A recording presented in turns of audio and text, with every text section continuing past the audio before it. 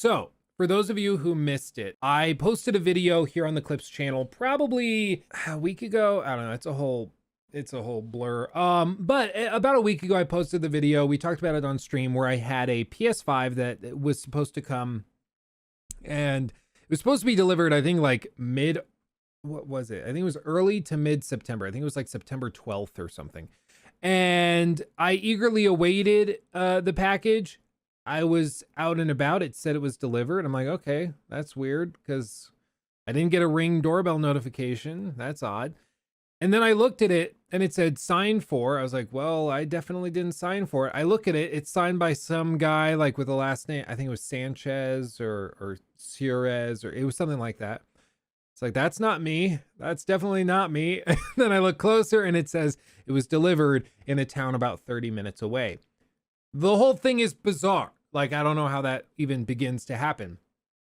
So I went through the process. I filed the UPS, like missing package complaint. They did their investigation process, had people drive out to my house, get my signature and like sign deposition, saying I don't actually have it inside. It was crazy. And then they gave me a reference number. I contacted PlayStation support, which was extremely difficult to do. Eventually I got a hold of them, gave them everything.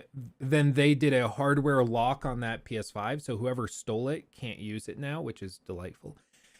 And they did like an internal review and process. And apparently I got a call randomly a few days ago, and it was from somebody at PlayStation corporate.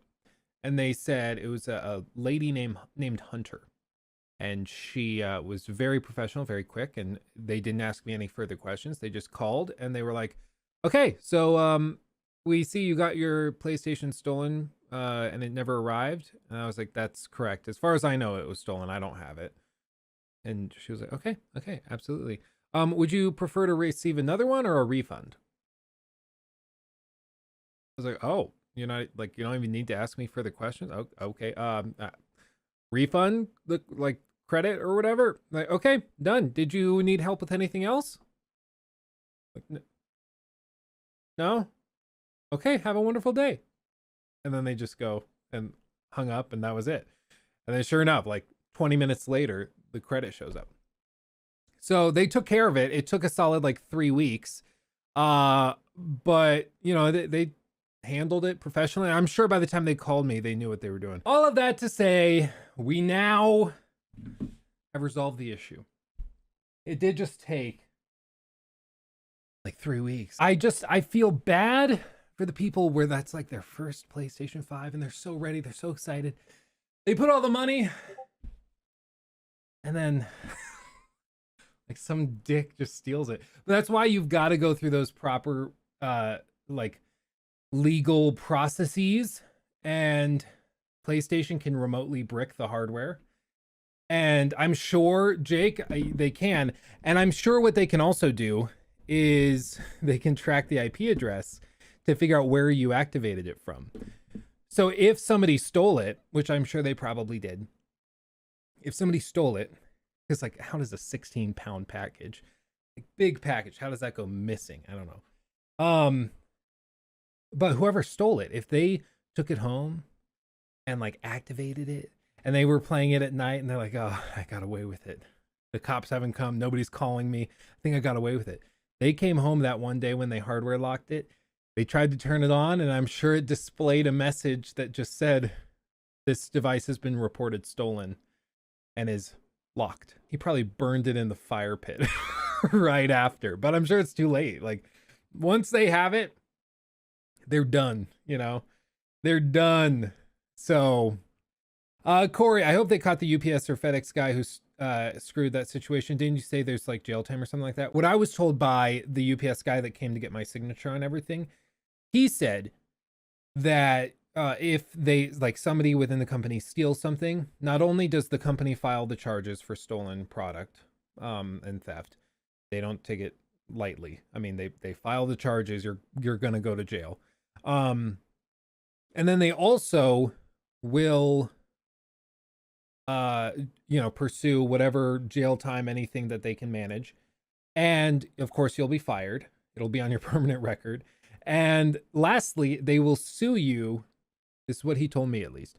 He said UPS will then sue the person effectively for like damaging the brand and saying like like screw you, you made us look bad.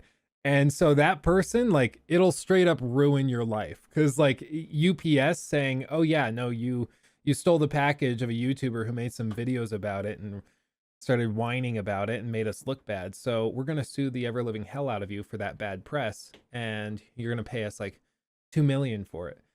And if you're working as a UPS driver, perhaps it's presumptive of me, but I doubt you have $2 million to pay out in a settlement. So like, you just ruined your life for something as stupid as stealing a PS5 that they're going to brick anyways. Like, so dumb.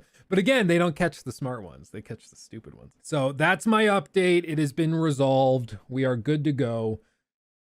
But again, it tainted the whole experience of it, the magic of it for me. It was just kind of lame.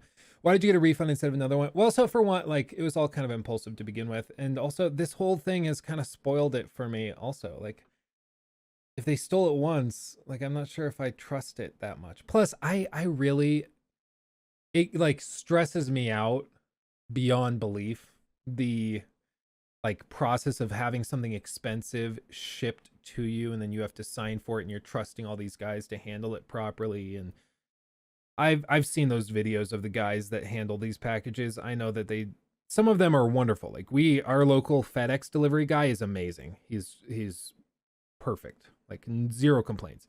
But I've seen videos of other delivery guys who are pretty rough with the packages. It's like when you imagine that your luggage at the airport, they're like, okay, yep, set it on there. Okay, it's set. And then you look out the window at the terminal and you see them just chucking your package or your suitcase 15 feet in the air into the plane, and you're like, oh well, I probably should have packed that a little more gently. Oops. You know, it's like, hey, not everybody is as gentle with your stuff as you'd like them to be. It is ridiculous that 2 years after release you can't walk in and buy one. I completely agree. It is stupido, but what are you gonna do?